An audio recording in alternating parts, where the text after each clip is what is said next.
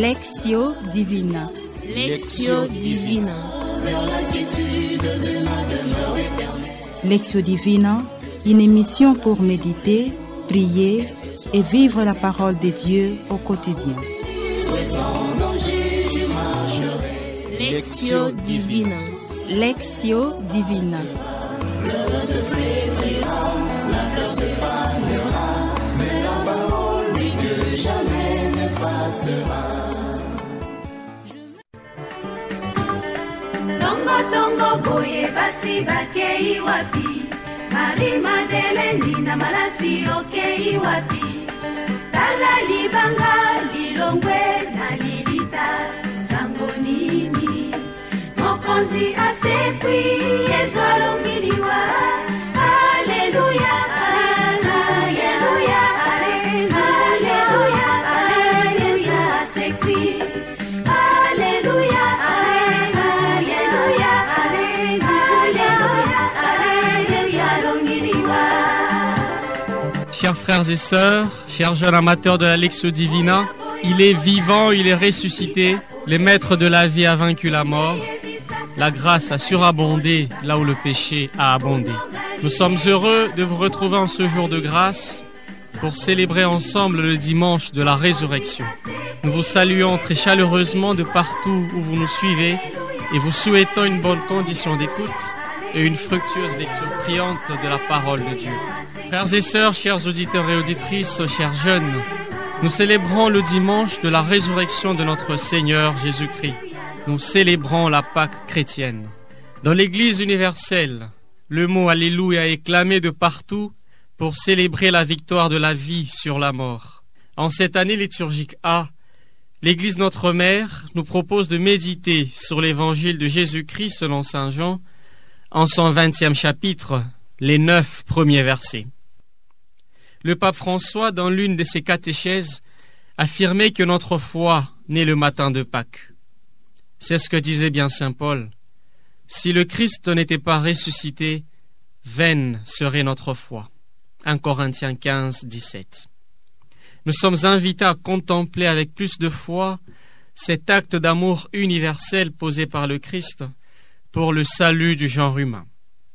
Cette Lectio Divina, chers jeunes, chers frères et sœurs, amateurs de la lecture priante de la parole de Dieu, connaît la participation d'un groupe de jeunes, comme vous le savez bien.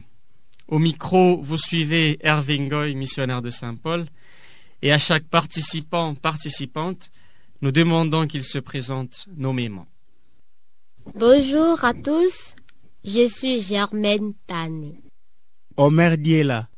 Je suis Monique Manguitou-Kazola, postulante des filles de Saint-Paul.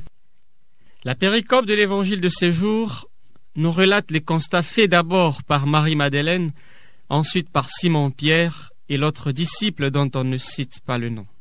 Le tombeau est vide. Il fallait bien que Jésus ressuscite d'entre les morts, mais ce détail échappait aux disciples, comme nous le rapporte la péricope de l'Évangile. Avec les partages que nous aurons à entendre de chaque participant, participante, nous approfondirons davantage notre méditation. Nous entamons ainsi, chers frères et sœurs, la première partie de notre lecture priante, qui est la lectio, c'est-à-dire la lecture. Nous allons donc nous disposer à écouter le divin Maître, et cela pour la première fois. Nous allons donc demander à l'un de nous ici au studio de nous faire la lecture de la péricope de l'Évangile de ce dimanche. Mais avant cela, nous demandons à la régie de nous balancer un chant à l'Esprit Saint afin de nous ouvrir à l'intelligence des Écritures.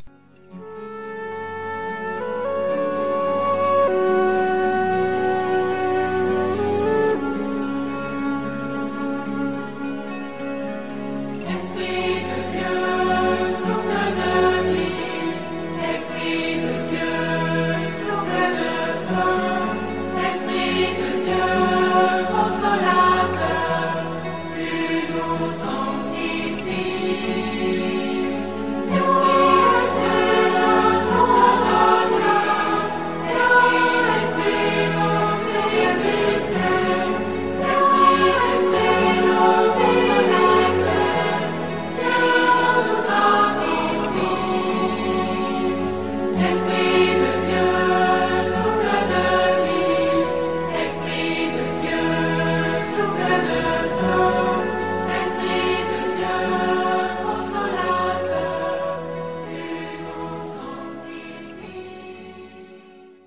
Évangile de Jésus-Christ selon saint Jean, le chapitre 20, les 9 premiers versets.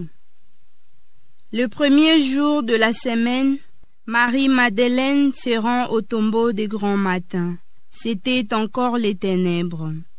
Elle s'aperçoit que la pierre a été enlevée du tombeau. Elle court donc trouver Simon-Pierre et l'autre disciple, celui que Jésus aimait, et elle leur dit: On a enlevé le Seigneur de son tombeau, et nous ne savons pas où on l'a déposé. Pierre partit donc avec l'autre disciple pour se rendre au tombeau. Ils couraient tous les deux ensemble, mais l'autre disciple courut plus vite que Pierre et arriva le premier au tombeau. En se penchant, il s'aperçoit que les linges sont posés à plat. Cependant, il n'entre pas. Simon-Pierre, qui le suivait, arrive à son tour. Il entre dans le tombeau.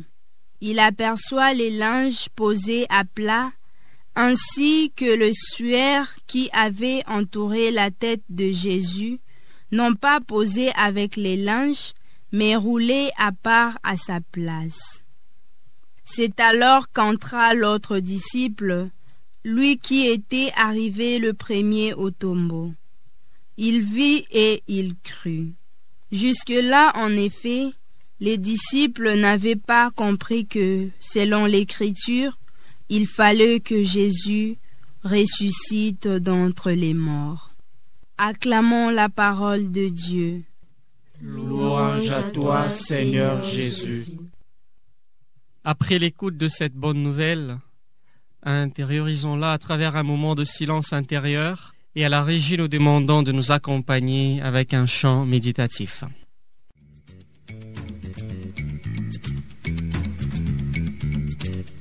Alléluia, Alléluia, Christ est vivant, ressuscité. Alléluia, Alléluia, Christ est vivant, ressuscité. La pierre du tombeau a été roulée. Heureux ceux qui pleurent, ils seront consolés. La pierre du tombeau a été roulée. Heureux ceux qui pleurent, ils seront consolés. Alléluia, Alléluia, Christ est vivant, ressuscité. Alléluia, Alléluia, Christ est vivant, ressuscité. Nous demandons à l'instant à chaque participant et participante, à chaque jeune ici présent, de lire le passage de l'Évangile qui le touche davantage et à partir duquel sera orientée sa méditation ainsi que sa prière. La phrase qui va conduire ma méditation est celle-ci. Marie-Madeleine se rend au tombeau de grand matin. C'était encore les ténèbres. Ils couraient tous les deux ensemble, mais l'autre disciple courut plus vite que Pierre et arriva le premier au tombeau. En se penchant, il s'aperçoit que les linges sont posés à plat, cependant il n'entre pas. Jusque-là, en effet, les disciples n'avaient pas compris que, selon l'Écriture, il fallait que Jésus ressuscite d'entre les morts. Telle est la phrase qui conduira à ma méditation. Nous sommes de retour dans ce studio, chers frères et sœurs, chers jeunes, et nous nous plongeons immédiatement dans la deuxième partie de notre émission, qui consistera au partage méditatif sur ce que chacun a pu trouver de frappant à partir du passage retenu. À présent, frères et sœurs, suivons toute oreille le partage de nos participants. Après 40 jours de marche avec le Christ, je suis dans la joie de célébrer la résurrection du Christ, ensemble avec l'Église universelle, en ces premiers dimanches de Pâques. Et l'évangile de ce dimanche me dit: les disciples n'avaient pas encore compris ce que dit l'Écriture au sujet de Jésus. Confère Jean 20, 9. Et la suite de ces versets nous dit: il fallait que Jésus ressuscite d'entre les morts. Pourquoi fallait-il qu'il ressuscite? Saint Paul me donne la réponse à cette question dans une de ses lettres en disant: et si le Christ n'est pas ressuscité, notre prédication ne rime à rien, notre foi ne rime à rien. 1 Corinthiens 15, verset 14. Pour que ma foi soit fondée, il fallait que le Christ ressuscite, conformément aux Écritures. Il m'invite à croire qu'il est ressuscité, qu'il est vivant, qu'il règne et qu'il régnera pour les siècles des siècles. Mais aussi, il m'invite à quitter mon tombeau, qui est le péché, pour enfin ressusciter avec lui, ce qui veut dire abandonner mes péchés, le mal qui me ruine, qui détruit tout autour de moi, des maux qui m'éloignent de Dieu. L'évangile proposé en cette fête de Pâques réveille à moi l'esprit de synodalité et d'équipe. En effet, il est important de savoir que notre vie, que ce soit en famille, à l'école, au travail, en communauté ou partout ailleurs en société, notre vie est faite de différences. Dieu a créé chacun de nous différent de l'autre. Où certaines personnes sont habiles, d'autres par contre peuvent éprouver des difficultés ou des lacunes. Le plus important, c'est de ne pas profiter de la faiblesse des autres pour les écraser, mais d'être patient envers eux jusqu'à ce qu'ils retrouvent la voie normale ou la voie souhaitée.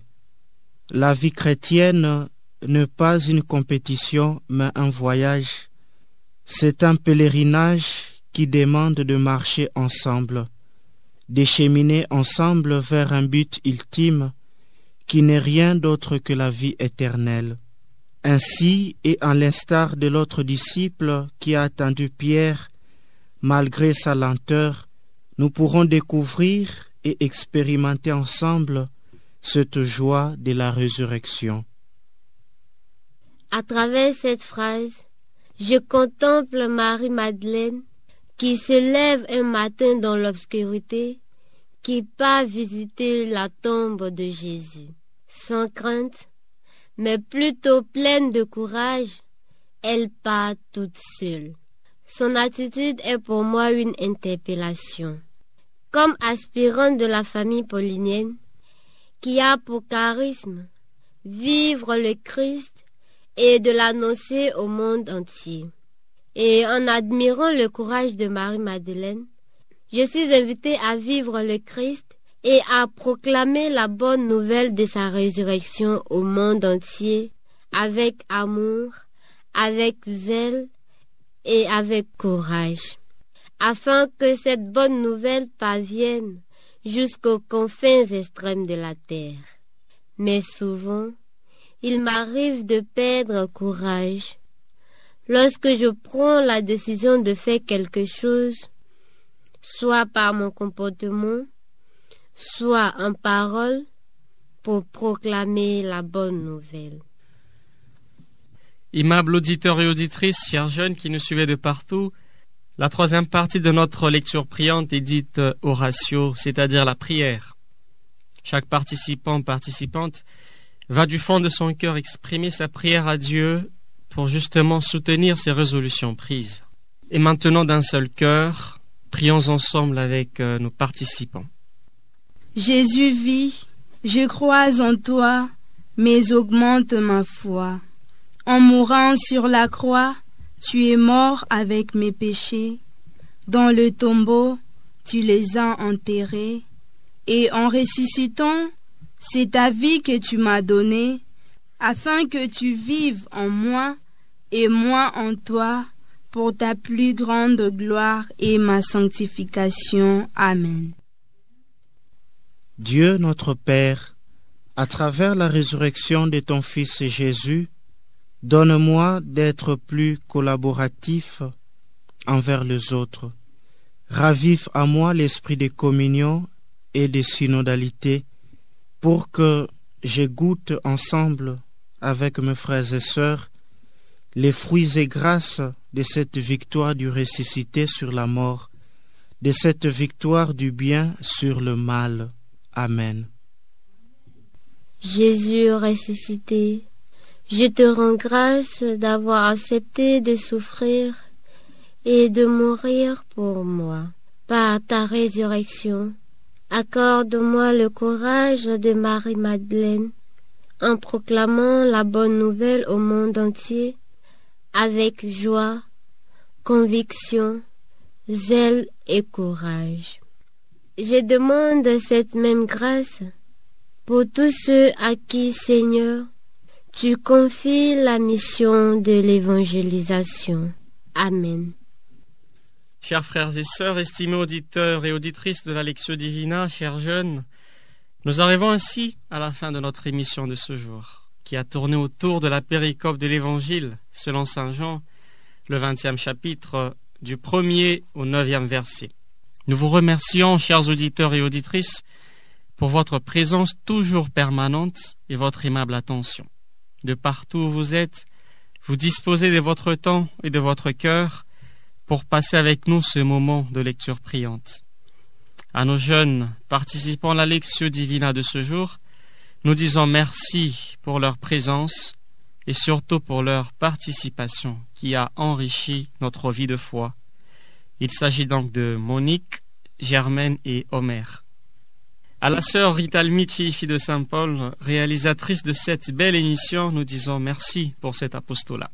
À notre vaillant ingénieur Olivier Nguessi, nous disons merci pour le soin technique apporté. En ce jour de grande joie, nous ne pouvons que vous souhaiter le meilleur en sollicitant sur chacun de nous l'abondance de grâce pascale. Très bonne fête de Pâques à tous et à chacun. Passez de bons moments chez vous. Au revoir et à la prochaine. Joyeuse Pâques à tous.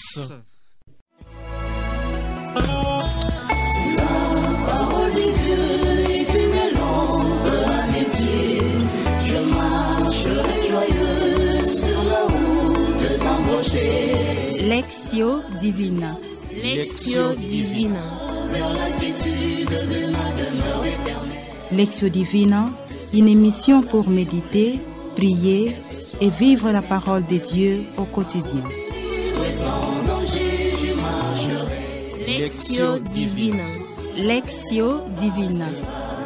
Le se flétrira, la fleur se fanera, mais la parole dit que jamais ne passera.